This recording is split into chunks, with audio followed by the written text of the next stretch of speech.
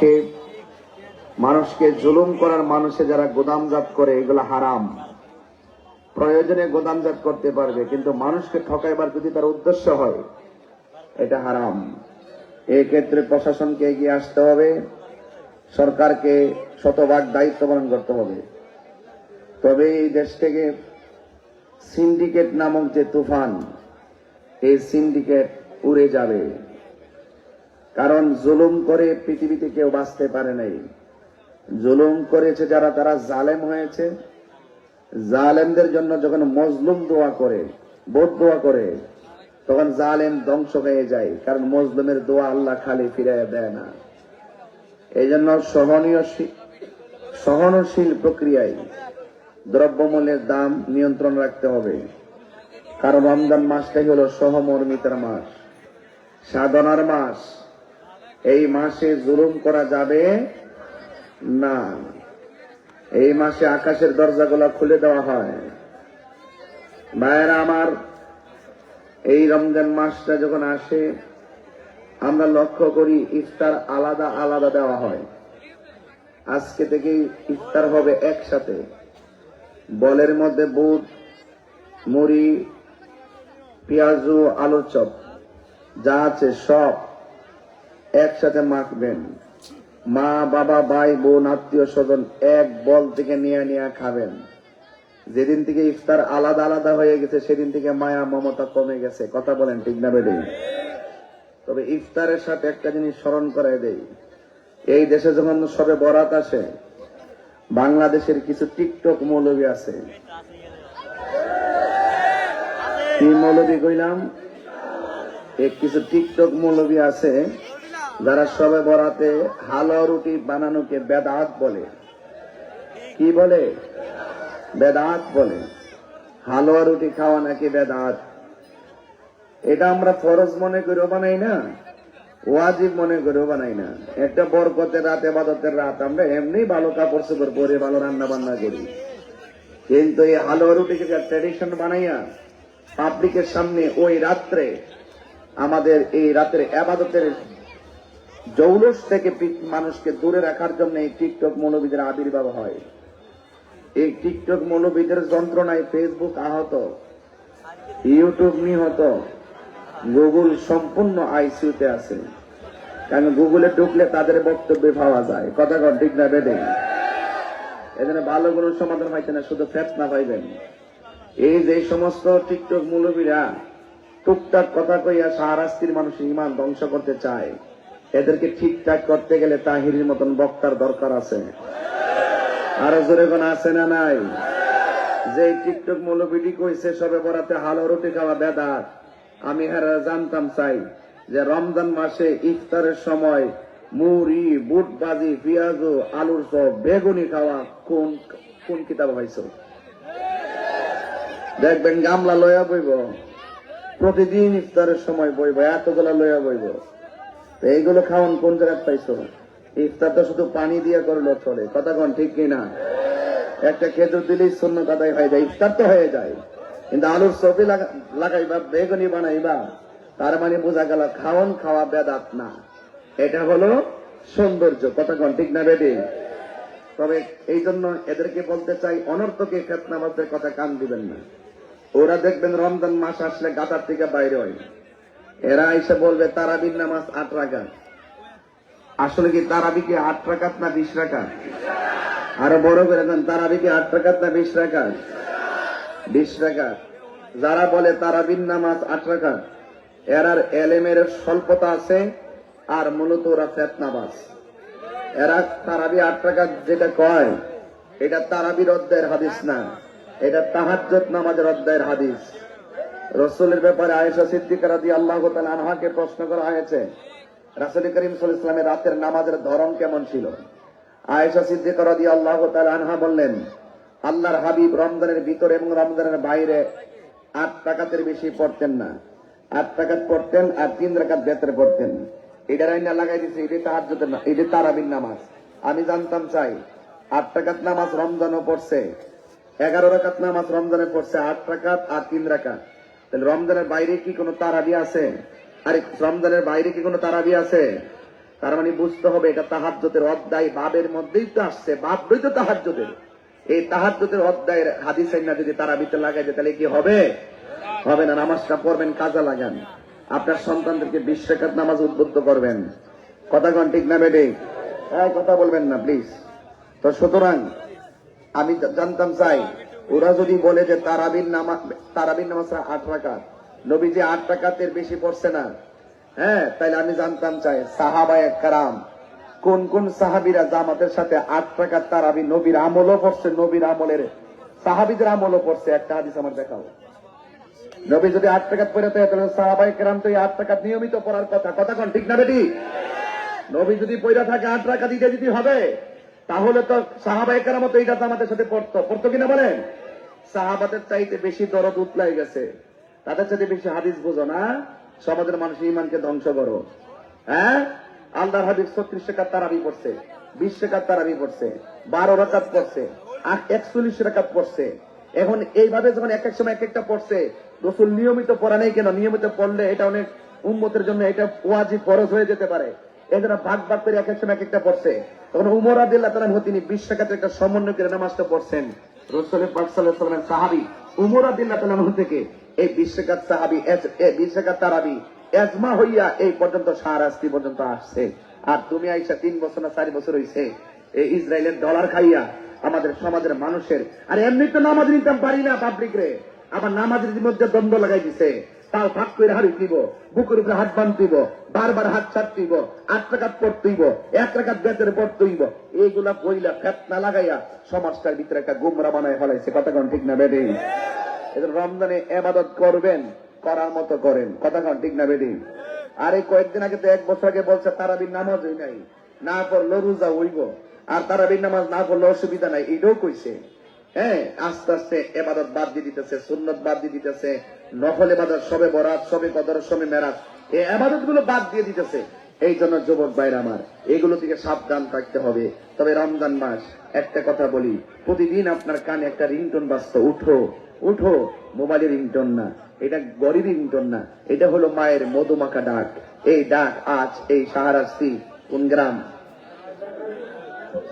রাজই চৌধুরী বাড়ি।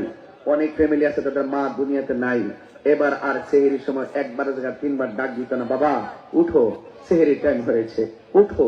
এই কথা আর কোন মা বলবে না। সেই মা এখন কবরে চলে গেছে। যেই বাবা খালি ব্যাগ নিয়ে বাজারের মধ্যে গিয়েছিল, পকেটে টাকা ছিল না, জিব্বার দিকে তাকিয়ে তাকিয়ে আমার মেয়ে এটা পছন্দ করে এই বাজারটা কিনেছে, আমার ছেলে এটা পছন্দ করে এই বাজারটা কিনেছে, এই বাজার করে করে ব্যাগ ভরে নিয়ে আসতেন বাজার ঘরের ভিতরে। এই বাবা আর দুনিয়াতে নেই, তারা কবরে চলে গেছে। এই বাবা আজকে নাই। আজকে যাদের বাবা মা বেঁচে আছে, এমনও তথ্য পাওয়া যায়, এক ঘরে বসে 8 প্রকার আইটেম দিয়ে সন্তান ইফতার করে, আর পাশের ঘরে মার 1 গ্লাস পানিও জুটে না। সন্তান এই রোজা রাখলে কাজ হবে না। কথা কন ঠিক না বেঠে? মা বাপরে কান্দাইয়া রোজার একটা টাইমের সামনে বই আওয়াজ শুনে লাভ হবে না। আমার সময় নষ্ট হয়েছে আমি জানি, কিন্তু এমন কথা ভিতরে ঢুকাইতেছি যে এই কথাগুলো আধা ঘন্টার কথাই 2 ঘন্টার মেসেজ দিয়ে যাচ্ছি। কথা কন ঠিক না বেঠে? এই জন্য মা বাপরে কষ্ট দিয়া কি রোজা হবে? নামাজ পড়লে হবে, হজ করলে হবে। কারণ আল্লাহ পাকের ইবাদতের পরে যেটা সর্বপ্রথম নিয়ে আসছেন সেটা হলো মায়ের খেদমত। এই রমজানে মা বাবা, আরে বাবা আমাদেরকে নতুন কাপড় পরায় কিনা দিয়ে ঈদগার মাঠে পাঠাইছে, আর বাপের নিজের পুরান পাঞ্জাবিটা বালিশের নিচে বাস কইরা সুন্দর করে দিয়ে তিনি আমাদেরকে নিজে আসতে বাবা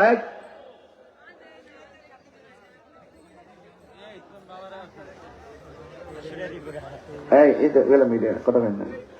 আজকের এই মাহফিল তো মিডিয়ার মাধ্যমে সারা বিশ্ব দেখবে, ঠিক না? এদেরকে একটু সুযোগ দিতে হয়, তর্ক করা যায় না। মারহাবা জোরে বলেন। তাইলে মা বাপকে কষ্ট দিবেন? তাইলে মা বাপকে কষ্ট দিবেন? আল্লাহর হাবিব বলেন, রমাদানুল মুবারক চলছে, আল্লাহ রাব্বুল আলামিন বলেন, ফামান শাহিদা মিনকুমুশ শাহরা ফালিয়াসমহু, যখন তোমাদের মাঝে রমজান মাস আসবে, রমজান মাসে তোমরা রোজা রাখবে।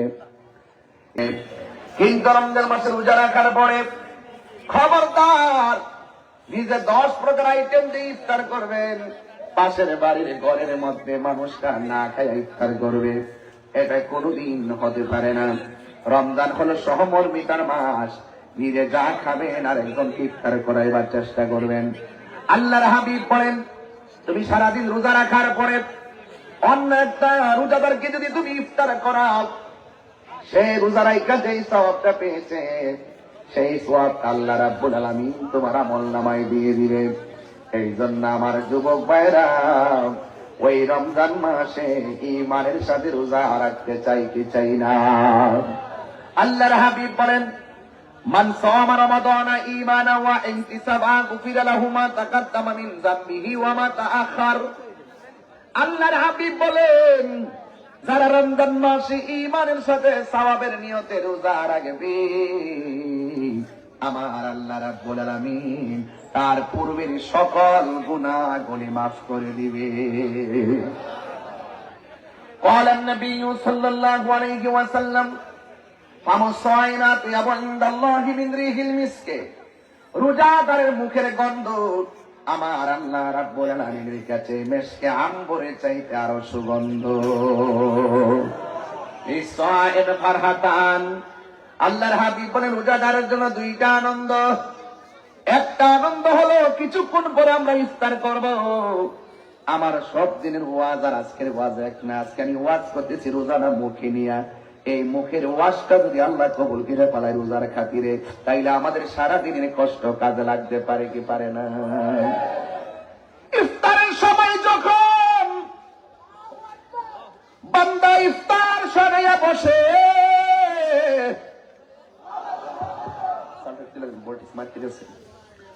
এবার ডাক দিয়া বলেন, ইফতারের সময় যখন মানুষ ইফতার নিয়ে বসে, তখন আমার আল্লাহ ডাক দিয়া কই, ফেরেশতারা দেখ দেখ এলাকার মানুষগুলা ইফতার নিয়ে কি করে। কয় ওরা ইফতার নিয়ে বসে আছে, কয় খাই না কেন? কয় তোমার ডরে খায় না। আসলে ঠিক কিনা? পানি বোতল আছে? কষ্ট দিতে আছে সবাই। হ্যাঁ হ্যাঁ, আলহামদুলিল্লাহ। আমি কিন্তু অ্যাড্রেস বলি নাই, সময়ের কারণে শুধু কষ্ট নিয়েন না। তাই ঠিক আছে তো? কষ্ট নিয়েন না। আমাদের অনেক গণ্যমান্য ব্যক্তিবর্গ যারা এসেছেন, আগে বলছিলাম পানি আছে, এখন যদি রোজাদারকে বলি যে ভাই একটু পানি খাও না, আয় হায় জীবন না কেন? আরে গলা ঠান্ডা হবে তো, তৃষ্ণা দূর হবে তো। সে বলবে না না না, আল্লাহ মারবে, আল্লাহ শাস্তি দিবে। এই যে একটা ডর। আল্লাহ বলবে, ওরা খায় না কেন? তোমার ডরে খায় না। ওরা কি আমার দেখছে? কয় না। আমার জাহান্নাম দেখছে? কয় না। আমার ফুলসিরাত দেখছে? কয় না। আমার হাউজে কাউসার দেখছে? কয় না। আমার আযাব দেখছে? কয় না। দেখ দেখ, তোরাই তো বলছি আমি যেন মানুষ না বানাই। ওই দিন আমি বলছিলাম, আমি যা জানি তোমরা তা জানো না। দেখো দেখো, এই দিনের জন্যই আমি বান্দা বানাইছিলাম। আমার না দেখা ডরে খায় না। যা, পানিটা মুখে দিতে দেরি হবে, আমি তাদের গুনাহ মাফ করতে দেরি হবে না।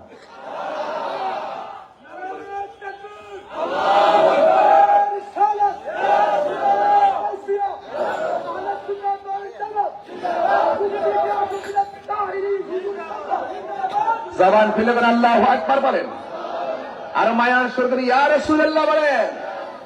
তাইলে বোঝা গেল ইফতারের টাইমটা গুনাহ মাফের টাইম। ইফতারের টাইমে গল্প করবেন না, ইফতারের টাইমে যা পারেন দোয়া করবেন। এই সময়টা দোয়া কবুলের টাইম। আল্লাহর হাবিব বলেন, এক নম্বর আনন্দ হলো ইফতারের সময়। ভাইজান কষ্ট নিয়েন না, আসলে রমজানের প্রথম দিন যদি এই বিষয়ে আলোচনা না করে আমার হক আদায় হবে না। এখন তো মেরাজের ওয়াজ করতে পারতেছি না, এখন যদি কারবালার ওয়াজ করি এই জিনিসটা সময়ের সাথে খাপ খায় না। এটা শিখারও দরকার আছে। এই অ্যালবামটা যতটুকু যাবে, দিশে গেল মা বোনরা বলবে যে না, রোজার ফজিলত শুনতে পারছি এই এলাকার থেকে। কথা কোন ঠিক না বেডি? আল্লাহর হাবিব বলেন, এক নম্বর আনন্দ হলো ইফতার। দুই নম্বর আনন্দ হলো কোন সময়? দুই নম্বর আনন্দ হলো হাসরের ময়দানে আমার আল্লাহর সঙ্গে দিদারের সময়। যুবক ভাইরা আমার, নামাজের ওজন হবে মিজানের পাল্লায়, হজের ওজন হবে মিজানের পাল্লায়, যাকাতের ওজন হবে মিজানের পাল্লায়, কিন্তু রমজানটা ভিন্ন। আল্লাহ রাব্বুল আলামিন নিজেই বলেছেন আস-সাওমু লি ওয়া আনা আজজি বিহি, রমজানের রোজা হলো আমি আল্লাহর জন্য, আমি আল্লাহ রাব্বুল আলামিন সব ওজন যদিও মিজানের পাল্লাই করব, কিন্তু রমজানের প্রতিদান আমি আল্লাহ নিজের হাতে বান্দাকে দান করব। আল্লাহ নিজের হাতে পুরস্কার দিবে হাসরের ময়দানে।